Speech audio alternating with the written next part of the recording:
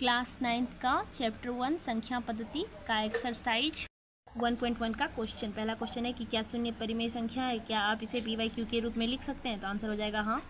Reason के लिए आपको देना पड़ेगा कि 0 is equal to 0/1 is equal to 0/2 0/3, मतलब 0 को आप अंश रख सकते हैं लेकिन हर में 0 को नहीं लेना है, क्योंकि यहाँ साफ साफ लिख दिया कि q बराबर नॉट 0 लेना है। तो ये दोनों आंसर इसमें हो जाएगा। 3 और 4 के बीच 6 परिमेय संख्या ज्ञात कीजिए। इसे हम दो तरीके से बना सकते हैं। पहला मेथड है कि r प्लस एस बटे 2।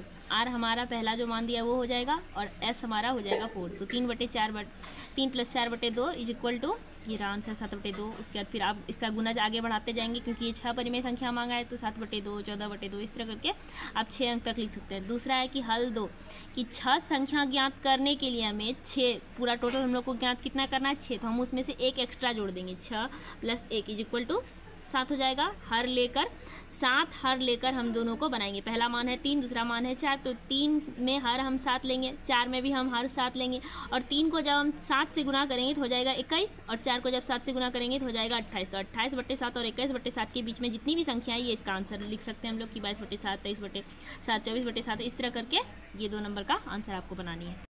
ये रहा तीसरा क्वेश्चन। तीसरा क्वेश्चन पे है कि 3 बटे 5 और 4 बटे 5 के बीच परिमेय संख्या ज्ञात करना है।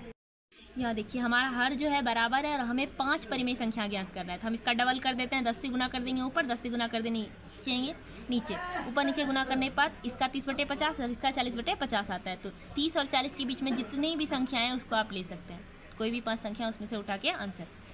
चौथा क्वेश्चन है, इसमें सही और गलत करना है। प्रत्येक प्राकृतिक संख्या एक पूर्ण संख्या होती है, तो आंसर हो जाएगा सत्य। कैसे वो भी बता देते हैं।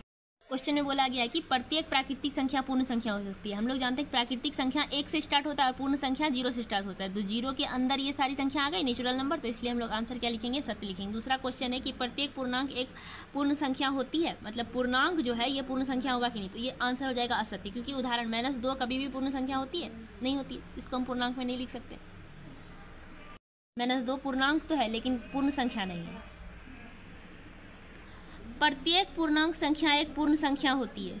हाँ, प्रत्येक पूर्णांक संख्या जो है वो एक पूर्ण संख्या हो सकती है। ये नहीं, ये भी असत्य हो जाएगा। उदाहरण के लिए क्यों, क्योंकि 1/2 जो है ये परिमेय संख्या है लेकिन ये पूर्ण संख्या नहीं है।